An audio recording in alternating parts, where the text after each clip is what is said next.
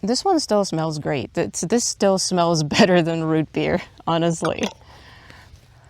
So recently, I have fallen in with some very dangerous folk. You know how like normal people, if they go outside, they're like, ooh, the wind rustling in the branches, birds are singing, pretty flowers. What dangerous people do, they go, that, right, that over there, it has tannins in it. That tree over there, full of tannins. Now the lichen on that tree, gonna give you an orange dye. That's the sort of dangerous folk I'm talking about. I have been tempted by dyeing to some extent for years.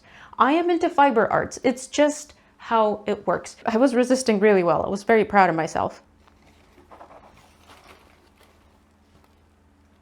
I collected all of these today.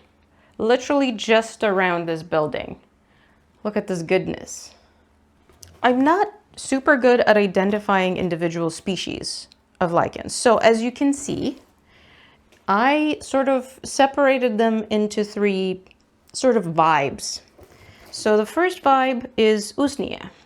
There is a very neat way to identify usnea specifically as like a genus. Yeah, so if you pull apart the middle stem of an usnea, you get this little white sort of rubbery center. And that's how you know it is an usnea. I don't know how to figure out which ones are dyers or not. That's beyond me. So I just collected whatever was around. Now this one, again, looks like a few different kinds. So if you see this and like this, for example, looks a little bit different. But my best guess is they're probably ragbag lichen or something related to them-ish. Again, not an expert. And like I said, I'm only dividing these in kind of vibes. So now these little guys at the end, I don't know what they are. So it could be oakmoss lichen. I thought it only grew on oak because it's called oakmoss. But turns out it can also grow on firs, and the main trees around are firs. To clarify, all of these were on the ground, on just dead branches that fell down. Some of them were just clumps on the ground, not even attached to anything. And that's because there was a lot of wind recently.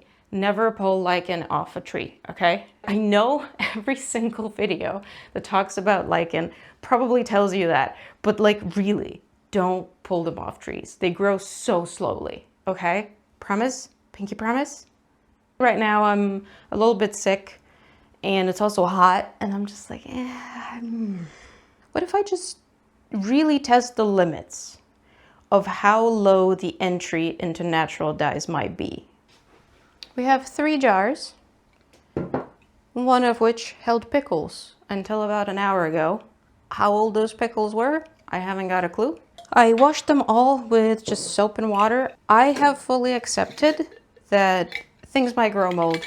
I did a quick search and it sure seems like a lot of people are just like, put some dye stuff on top so that if there is a layer of mold, it doesn't touch your fiber and you're gonna be good. And then, oh man, and then I went down the rabbit hole. Turns out mold staining fiber is a thing. And now I wanna do that too. Just watch stuff rot on fabric and see what happens. Oh, I'm doomed. I am so doomed. I also have some mystery fiber. This is from my friend in Canada who sent me a lot of single breed samples. So these are 3 single breed samples that she lost labels to. She had some idea what they might be, but it was very unclear. And I went from, okay, this is maybe a cool game. Maybe I'll figure out what is what and it's gonna be fun, to, you know what, I'll just use it as mystery wool for mystery experiments. So it's perfect for this. So here's the first volunteer in the bag, I guess. This looks like a very springy kind of wool.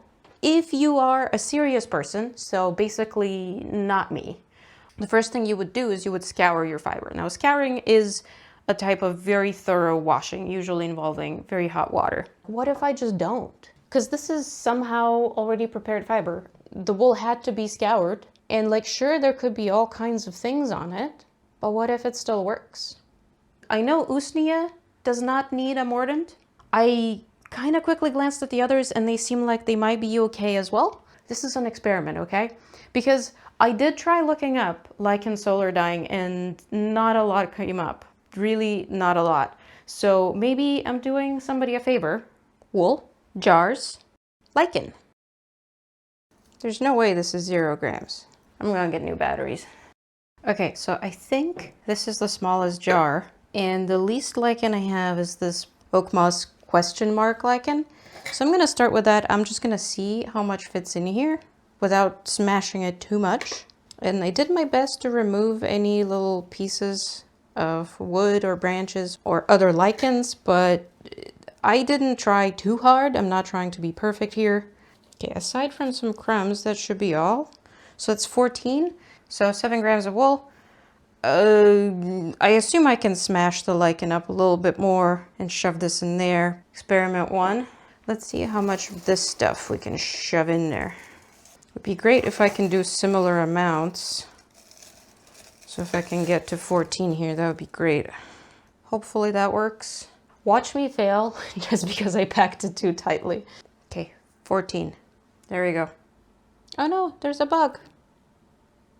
Oh no, Mr. Bug. We have to rescue you. Okay, Mr. Bug has been rescued. Do not panic. You go in there. First layer of wool. Bunch more lichen. Bunch more wool. A bunch more lichen. Look, it looks like overnight oats. Look, don't eat lichen, okay? I don't know. Some of it might be edible, but probably not this one. I actually genuinely do not know. This is all nice and dirty. But I'm not too worried about dirt. I mean, this is an experiment. That's the first part of this. The other part of this is, well, wool is a lot more dirty when it's on the sheep, even if you put a jacket on the sheep. I should probably show you the dessert stage here as well. So usnea is supposed to give a nice orange. Oops, sorry, I bonked you a little bit. But who knows? That's assuming you have the right species, which I might not. Who knows? So this is probably the least bad jar I have. I have acquired water. Let's see how well I can not make a mess, because I'm already making a mess. I can always top these up more. I'm gonna say this is good enough. I'm gonna clean up the horrendous mess I made here. We're gonna put these outside. It is the evening, so there's not gonna be any sound on them for a while, but we're gonna check maybe around noon tomorrow, because I'm gonna put them in a spot that gets sunny in the morning.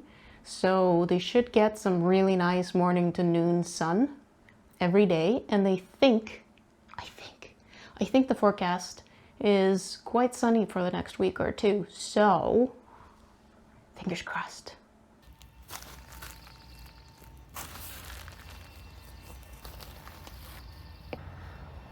Good night, little jars. Have fun in the morning. So it hasn't even been 24 hours, but I just wanted to do a quick update.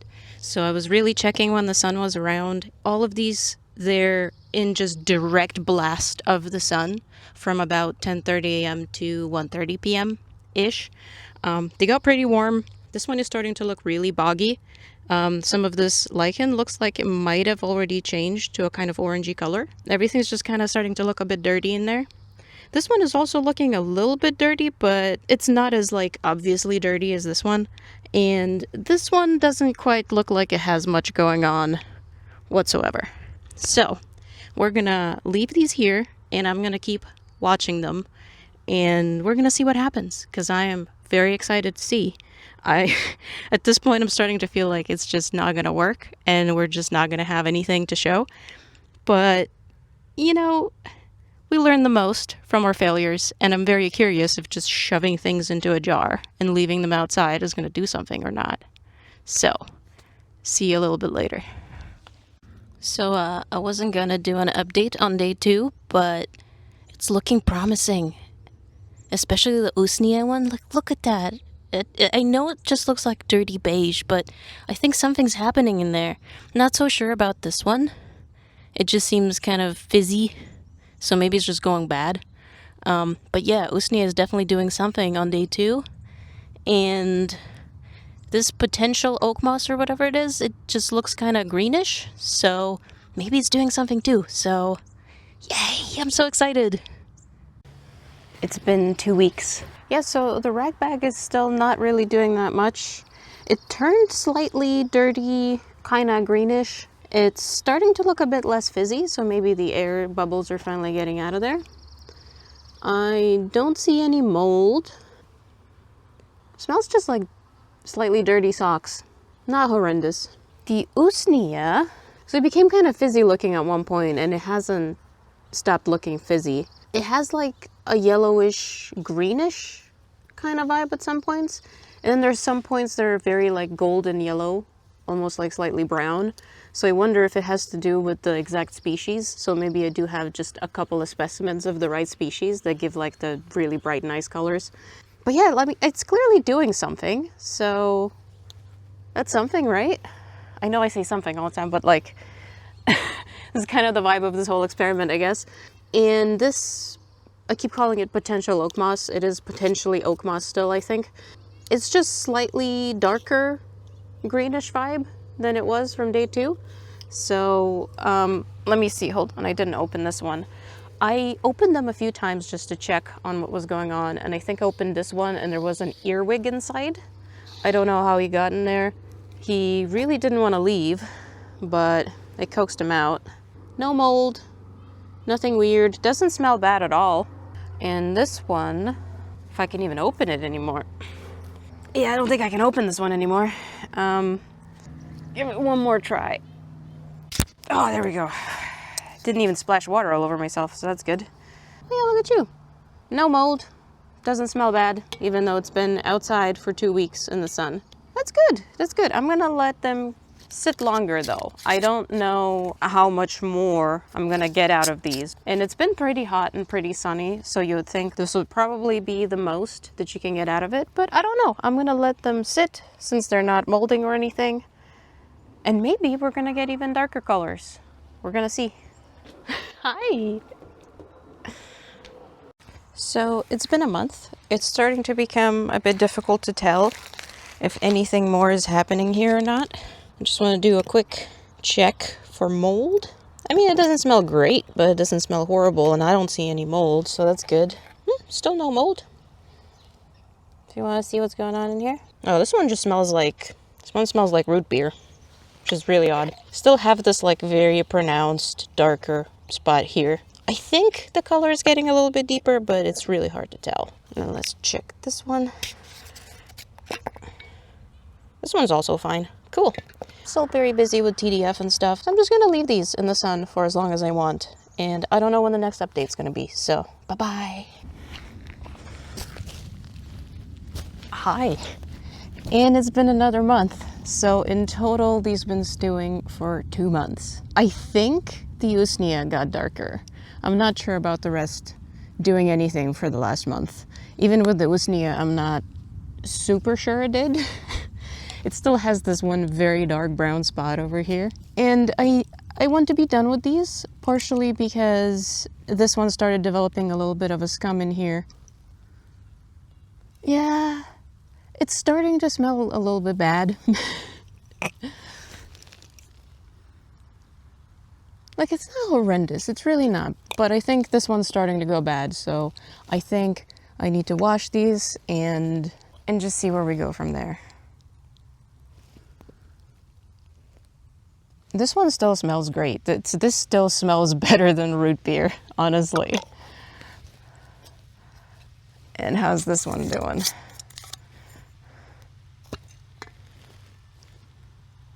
Yeah, this one just smells herbal. This one's totally fine as well. I think it's just the jar of this one is the most open, so it just kind of is more conducive towards just grossness. I'm also not convinced this one actually got dyed at all. So yeah, are we ready to wash these and see how much color actually stays? I'm a little bit nervous it's just gonna be super felty or stinky or something, I don't know.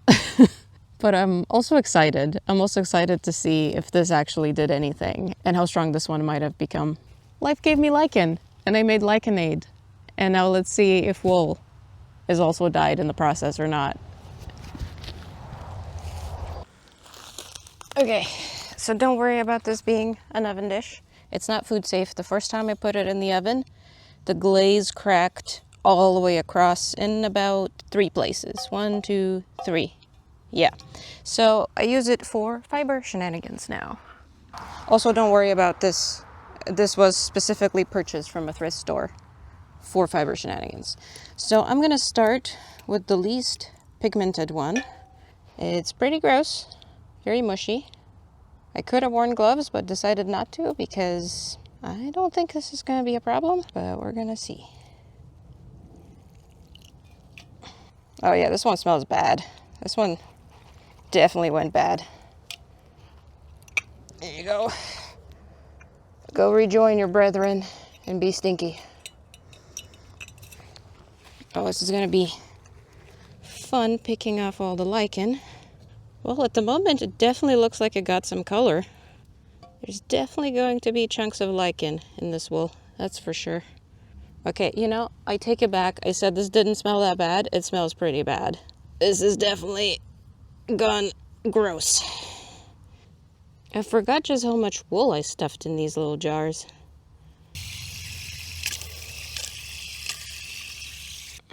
Definitely gonna need a few rinses. This part I'm not super sure how to do. I feel like nobody really shows in great detail how they wash the wool in this step. Or maybe I'm just too impatient and didn't look. I do not know. But I'm doing my best to not agitate it too much, even though the water is cool. Also, something to note, the water coming out the hose is similar to the temperature of the water in these. It's evening, so they've cooled down from being in the sun all day. There's probably all kinds of things you can do to minimize how much dirt there is in your wool after solar dyeing, but I'm a goblin, so I didn't worry about it. I think I'm gonna call this good enough. There's still gonna be some gunk in there, but such is life. I wonder how spinnable this floof is after all of this stewing and manipulation. Now, let's try this potential oak moss. It feels gross and goopy. Let's see if the smell gets worse as I dig deeper. Goodbye, goop. Okay, this is coming off a lot cleaner than the other one. Yeah, and the smell isn't nearly as bad as the ragbag got. Yeah, that one still smells bad, but this one just smells herbal. I don't know if there's a good way to get rid of the smell. I'm gonna just rinse it in water without any soaps or anything. Let it dry and see how much of the smell persists. And if it's still a problem, then, I don't know, wash it again. Or wash it after spinning. I don't quite know. Okay, the most exciting one. Or at least I think this is going to be the most exciting one. Yeah, I would say this one also smells the least so far. The water doesn't look that dark in there. The water barely looks dirty, but the wool is definitely orange. This is a bit more dirty, but thankfully not as dirty as ragbag, I don't think. Looks very bright in the water, but the second I take it out, it immediately starts losing. Yeah, so it's still wet, so obviously we don't know what the colors are going to be. But this is ragbag. This was the potential oak moss. It looks very similar, honestly. The potential oak moss looks just a little bit darker than this. And this is usnea, which looked so different in the jar. But now that it's next to the others and the water is starting to drain, it's starting to lose a lot of that vividness. So I'm curious to see how different these are going to look when they're dry. So yeah, I'm going to let these drain out, I'm going to let them dry, and then we're going to compare with the undyed wool to see exactly how much color we got out of these. Because even at this stage, it's still not fully clear. So see you then. Hi, so very quick update. Welcome to my garage. It is the next day, the wool is dry, but it still smells horrendous. Or, well, at least the one that definitely fermented, that one smells horrendous, and the other ones don't smell great either. So, hear me out. What I'm trying is a few layers of cotton, wool, and more cotton. And then I go over it with a hot iron. You might be freaking out because there's better ways to heat up wool if you want to kill whatever's growing in it. Steaming, for example, would be way better. So I tested and it seems fine. It's still drafting. Maybe it's a little bit compacted, but oh well. And I think it definitely got rid of the smell. At least this wool, which wasn't super stinky to begin with, feels fine to me now. Obviously, like, you can still detect it a little bit, so I might do another pass, but yeah, it seems fine. So I'm gonna do that with this super stinky boy and this one as well, and hopefully they're gonna be passable. I really hope I can still spin these afterwards. If not, oh well. But yeah, we do what we can, and I could just like wash it in vinegar and all that, but it's a lot of time, it's a lot of faff. This feels very fast.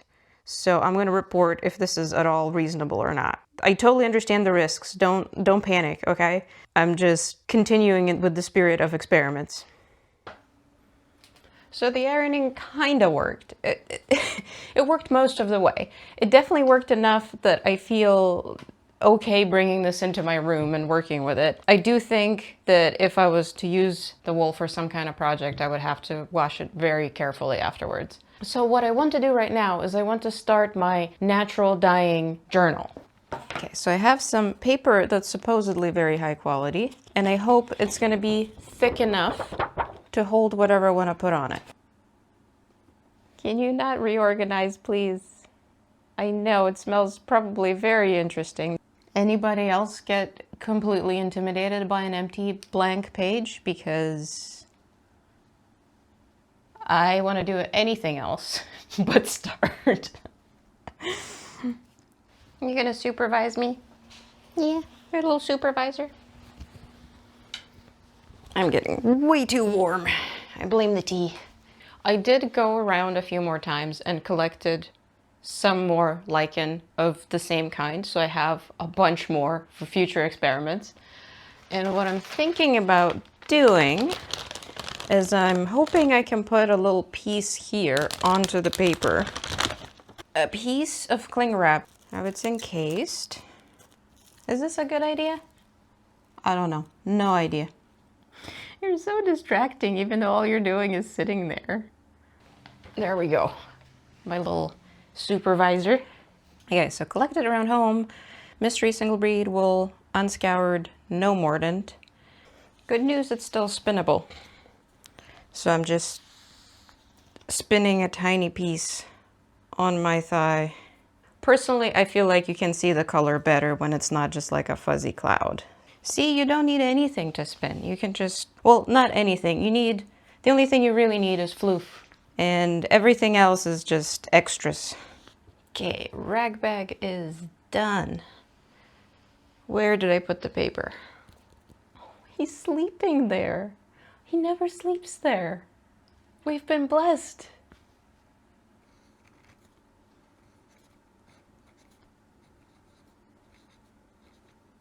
Oakmoss. Question mark, question mark, question mark. What are you looking at? Is there a bug or something? No, there's nothing there. What you thinking? Yeah, so I think I'm gonna stagger. So on this sheet, the information is here and all the samples are here. The next one I'm gonna do the other way around. And hopefully that helps it sit in the binder a little bit nicer. Or I'm just not gonna do that.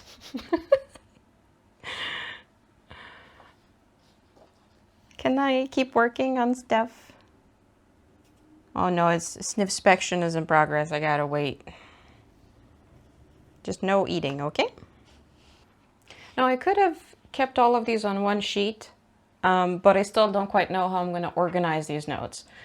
For now, I'm gonna keep them chronologically, I think, but then later on I might wanna organize them by, you know, type of dye or dye stuff, or I don't know. I don't know yet what I'm gonna do. So I'd like to keep flexibility, and I also like having a lot of space in case I wanna add another note or something.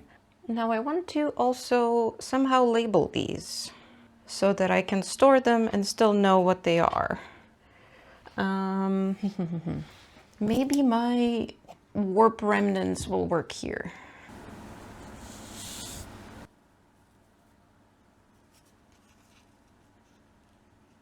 Okay, I'm gonna clean up and I'm gonna see you in the reveal.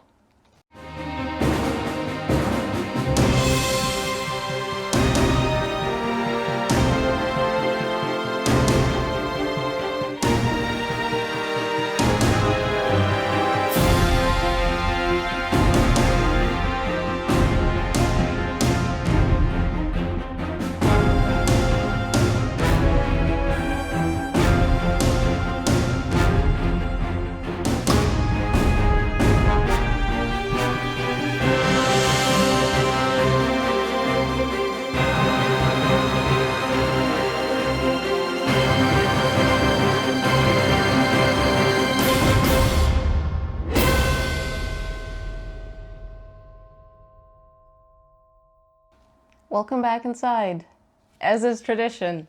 I hope you enjoyed this. I don't know how easy it is to get excited over a little bit of yellow. I am very excited. I was not sure if anything was gonna happen.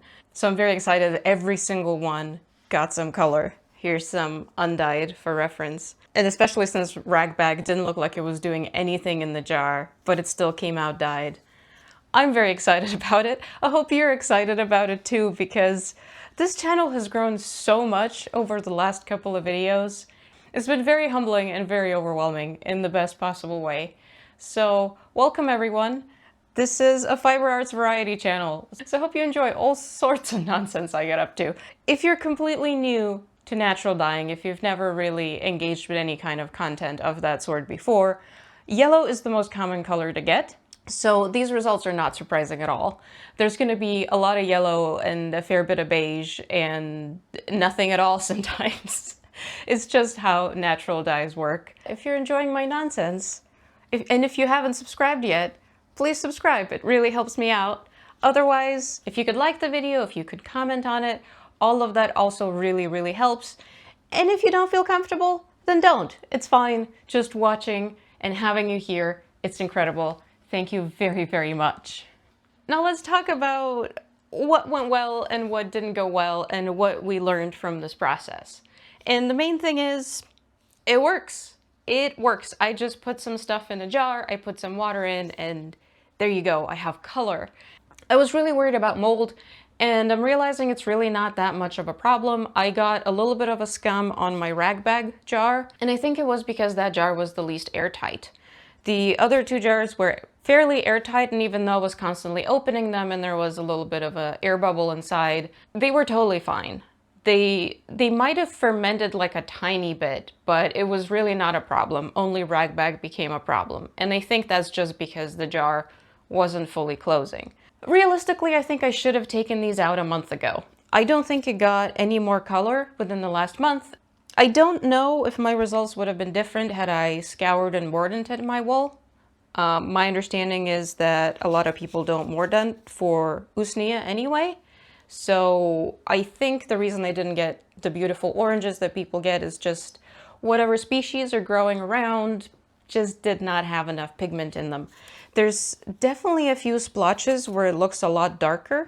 So I think they were just touching a piece of a different species, and that's why it was just darker in that spot.